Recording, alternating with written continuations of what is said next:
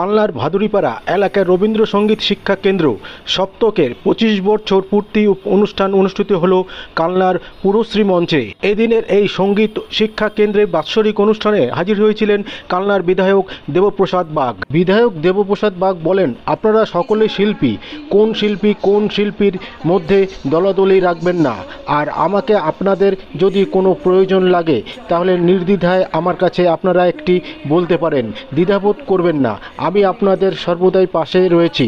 বিধায়ক ছাড়াও এদিনের এই অনুষ্ঠানে হাজির হয়েছিলেন কাউন্সিলর সুনীল চৌধুরী সহ সপ্তক রবীন্দ্রসঙ্গীত শিক্ষা কেন্দ্রের বিভিন্ন ছাত্রছাত্রী ও শিক্ষক শিক্ষিকারা। আপনারা দেখছেন কালনা থেকে সুধীর সাহার রিপোর্ট, নিউজ নদিয়া এক্সপ্রেস। চ্যানেলটিকে সাবস্ক্রাইব, লাইক, শেয়ার এবং ফেসবুক পেজটি ফলো করুন আর দেখতে থাকুন নিউজ নদিয়া এক্সপ্রেস।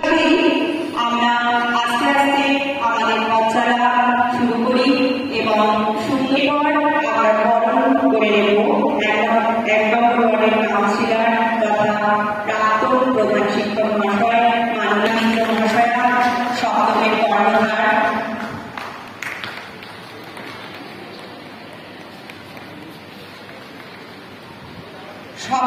আমি দেখেছিলাম যে আপনাদের নিজেদের মধ্যে প্রচুর প্রতিযোগিতা, কারণ প্রত্যেক শিল্পী চাই ওই 7টা থেকে 7:30টার মধ্যে অনুষ্ঠানটা করব, আর রাত্রি 9টা বেজে গেলে পরে 9টার পর যিনি গান গাইছেন তিনি শ্রোতা আর তিনি একমাত্র গায়িকা, এটাই হতো আর কি। যাই হোক, আমি সকলের কাছে কোনো প্রতিযোগিতা একদম ঠিক থাকা উচিত, কারণ প্রতিযোগিতা না থাকলে পরে তো এগোনো যায় না। কিন্তু সব থেকে যেটা খারাপ থাকে যে দড়ি টানাটানিটা বড্ড বেশি, মানে আপনাদের কাছে অনুরোধ করবো, যেহেতু আপনারা তো যারা নিচে বসে রয়েছেন প্রত্যেকে তো শিল্প জগতের মানুষ, তারা আমরা রাজনৈতিক জগতের মানুষজন দড়ি টানাটানি করবো, এটাই স্বাভাবিক।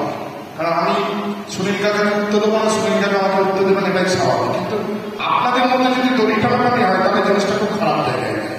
আপনারা আজকের এই অনুষ্ঠানটাকে আপনারা যেভাবে সকলে উপস্থিত হয়ে সহযোগিতা করছেন, আগামী দিনে যারা যারা কোনো অনুষ্ঠান করুক না কেন সহযোগিতা আপনারা হাত বাড়িয়ে দেবেন। আর আমি আপনাদের কাছে অনুরোধ করে যাবো যে আমার কোনো সহযোগিতা দরকার পড়ে, কারণ সহযোগিতা মানে তাই না যে মঞ্চে এলাম, এসে বক্তৃতা দিলাম, আপনি আমাকে উত্তরীয় করিয়ে দিলেন, আমরা এগুলো বুঝি।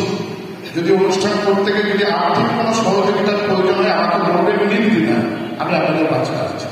আর অনুষ্ঠানে যে আমি যে কথাটা আমার ক্ষেত্রে ভাববার চেষ্টা করি, দেখুন ভাববার কোনো কারণ নেই যে আমরা এই ধরনের অনুষ্ঠানে কোনো অর্থ সহযোগিতা নিজেদের পকেট থেকে করি।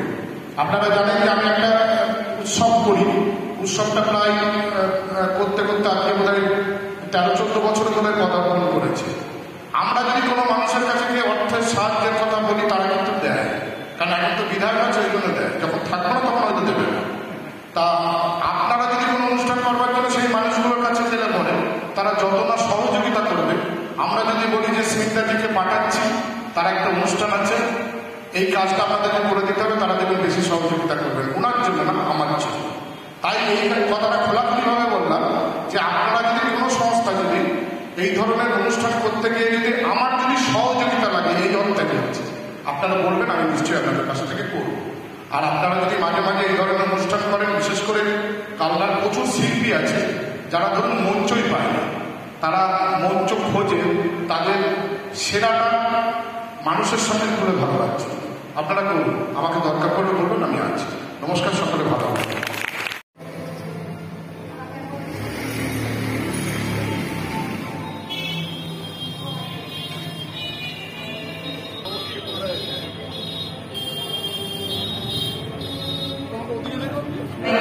ঘোষণা করে, প্রদীপের আলোয় আলোকিত হোক সকলের জীবন, সৎ চিন্তা